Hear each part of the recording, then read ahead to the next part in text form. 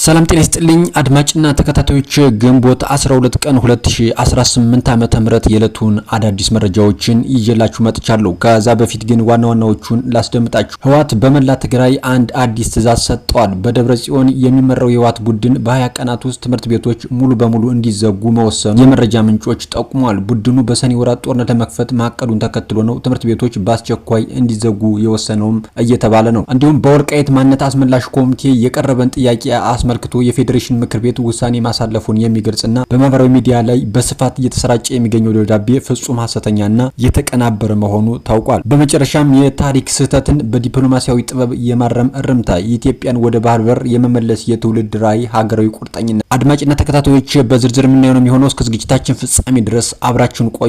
በቅድሚያ ወደምናየው ዝርዝር መረጃችን እንለፍ። ኢትዮጵያ በታሪካዊ ስህተቶችና በፖለቲካዊ ሴራዎች ምክንያት ያጣችውን የባህር በር የማግኘት ህጋዊ መብቷን ለማስከበር የጀመረችው ሁለንተናዊ ዲፕሎማሲያዊ ጥረት በብሔራዊ ክብርና የረጅም ጊዜ ብልጽግና ዳግም የማረጋገጥ ስትራቴጂካዊ ትንሳኤ ጉዞ ነው። የታሪክ መዛግብት እንደሚያመለክቱት ኢትዮጵያ ባለፉት 3 አስርት ዓመታት ቀይ ባህርን ጨምሮ የነበሯትን የባህር በር ያጣችው በጦር ሜዳ ተሸንፋ ሳይሆን በተፈጸሙ ስልታዊ መዋቅራዊ ስህተቶች ምክንያት መሆኑ ይታወቃል። በተለይም በ1983 ዓ.ም ያለ ህዝብ ውሳኔና ያለ ህጋዊ ማዕቀፍ የተወሰደው አቋም እንዲሁም በኢትዮ ኤርትራ ጦርነት ወቅት የተፈጠሩ ወርቃማ አጋጣሚዎችን በአግባቡ አለመጠቀም ለከፍተኛ የኢኮኖሚና የደህንነት ስጋትም ዳርጎናል። በአንድ ወቅት የኢትዮጵያ ኢኮኖሚ የጀርባ አጥንትና የማህበራዊ ውህደት ተምሳሌት የነበረችው አሰብ የዚሁ የታሪክ ጥፋት ሰለባ ሆና መቆየቷም ይታወሳል። ይሁን እንጂ 2010 ዓ.ም ወዲህ የመጣው ሀገራዊ ለውጥ ይህንን የቆየ የትውልድ ቁጭትና ፍላጎት ወደ አደባባይ በማውጣት አዲስ ታሪካዊ ምዕራፍ ከፍቷል። ጠቅላይ ሚኒስትር ዶክተር አብይ አህመድ በተደጋጋሚ የማያሻማ መልኩ እንዳሳሰቡት የኢትዮጵያ የባህር በር ጥያቄ በጉልበት ሳይሆን በሰላም በዲፕሎማሲያዊ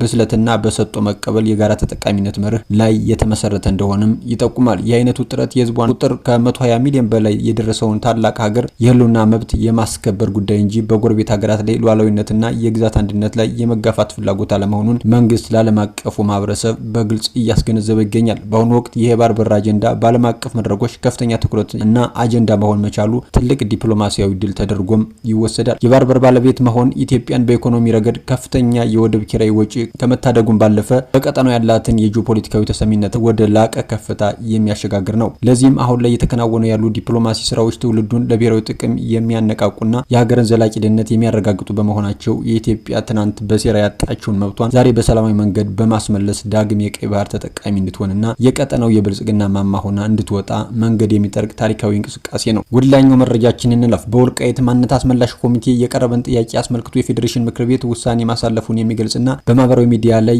በስፋት የተሰራጨ የሚገኘው ደብዳቤ ፍጹም ሐሰተኛና የተቀናበረ መሆኑ ታውቋል። የፌዴሬሽን ምክር ቤት አፈ ጉባኤ አቶ አገኘሁ ተሻገር ይፋዊ ማብራሪያ የሰጡ ሲሆን መግለጫው ከምክር ቤቱ እንዳልወጣና በፎቶ ቅንብር የተሰራ የፈጠራ ሰነድ መሆኑንም አረጋግጠዋል። በማህበራዊ ሚዲያ ላይ በተሰራጨውና ትልቅ የቀይ ክስ ምልክት በተደረገበት ሰነድ ምስል ላይ የፌዴሬሽን ምክር ቤት ግንቦት 12 ቀን 2018 ዓ.ም የወልቃይት ማንነት አስመላሽ ኮሚቴ ያቀረበውን የማንነትና የራስ ገዝ አስተዳደር ውሳኔ ጥያቄ ተቀባይነት የሌለውና ሙሉ በሙሉ ውድቅ የተደረገ በማለት እንደወሰነ ተደርጎ በሐሰት ተጽፎበታል። የፌዴሬሽን ምክር ቤቱ አፈ ጉባኤ አቶ አገኘሁ ተሻገር ይህንን አስመልክቶ ባወጡት መግለጫ ሰላም ብሩትና ክቡራን፣ የፌዴሬሽን ምክር ቤት በወልቃይት ጉዳይ ያወጣው መግለጫ በሚል በማህበራዊ ሚዲያ የሚዘዋወረው ደብዳቤ ፍጹም ሐሰትና በቅንብር ፎቶ የተሰራ መሆኑን ገልጻለሁ ብለዋል። አፈ ጉባኤው አክለውም ይህንን የህዝብን ሰላምና ደህንነት የሚያናጋ የተሳሳተ መረጃ ሆን ብለው በማህበራዊ ሚዲያ ላይ የሚያሰራጩ አካላት እነማን እንደሆኑ በቅድሚያ የማጣራት ስራ እንደሚሰራና ጥፋተኞችን በቁጥጥር ስር አውሎ ለህግ የማቅረብ ስራ በቁርጠኝነት እንደሚያከናውኑም አስታውቋል። በመጨረሻ ወደምናየው ዝርዝር መረጃችን ስናልፍ በደብረ ጽዮን የሚመራው የህወሓት ቡድን በ20 ቀናት ውስጥ ትምህርት ቤቶች ሙሉ በሙሉ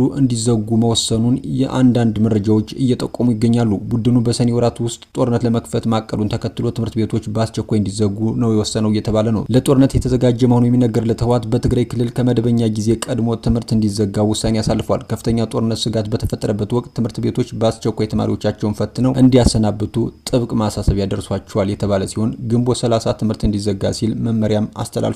ትምህርት ቤቶች ከግንቦት 30 ቀድመው እንዲጨርሱ በክልሉ ትምህርት ቢሮ የተፈረመ ደብዳቤ ትዕዛዝ ያወረደ ሲሆን ሁሉም ዞኖች፣ ወረዳዎችና የከተማ አስተዳደሮች እንዲያስፈጽሙ ትዕዛዝ እንደደረሳቸውም አንዳንድ ምንጮች ጠቁመዋል።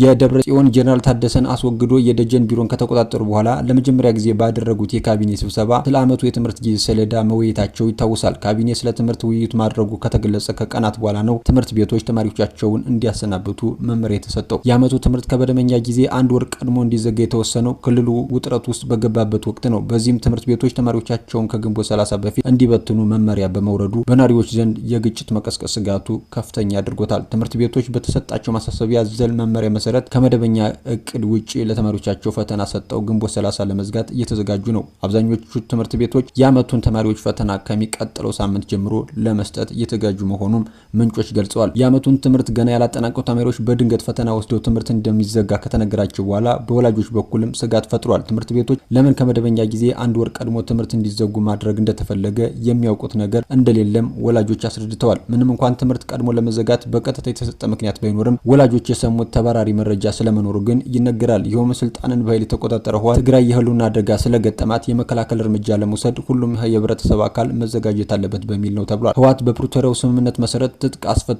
የሽኛቸውን የቀድሞ ተዋጊዎች ጨምሮ በተለያዩ አካባቢዎች ኃይል እያሰባሰበ ነው። በአንዳንድ አካባቢዎችም ወጣቶችን በግዳጅ ለውትድርና እየመለመለ መሆኑ የሚያመላክቱ መረጃዎች በተደጋጋሚ መውጣታቸው ይታወሳል። ህወሓት ሁለት ጥብቅ ውሳኔዎችንም አሳልፏል። ውሳኔዎችም የጦርነት ዝግጅት አካል እንደሆኑ ታውቋል። ቡድኑ የአስቸኳይ ጊዜ አዋጅ ለማወጅ መዘጋጀቱ የተሰማ ሲሆን በ20 ቀናት ውስጥ ትምህርት ቤቶች ሙሉ በሙሉ እንዲዘጉ መወሰኑ ታውቋል። ቡድኑ በሰኔ ወራት ጦርነት ለመክፈት ማቀዱን ተከትሎ ነው ትምህርት ቤቶች በአስቸኳይ እንዲዘጉ የወሰነው እየተባለ ነው። ለጦርነት የተዘጋጀ መሆኑ የሚነገርለት ህወሓት በትግራይ ክልል ከመደበኛው ጊዜ ቀድሞ ትምህርት እንዲዘጋ ውሳኔ አሳልፏል። ከፍተኛ የጦርነት ስጋት በፈጠረበት ወቅት ትምህርት ቤቶች በአስቸኳይ ተማሪዎቻቸውንም ፈትነው እንዲያሰናብቱ ጥብቅ ማሳሰቢያ ደርሷቸዋል። አድማጭና ተከታታዮች ለሰዓቱ ይዤላችሁ መጣሁ አዳዲስ መረጃን ይመስላል። በሌሎች መረጃዎች እመለሳለሁ። እስከዚያው ግን መልካም ጊዜ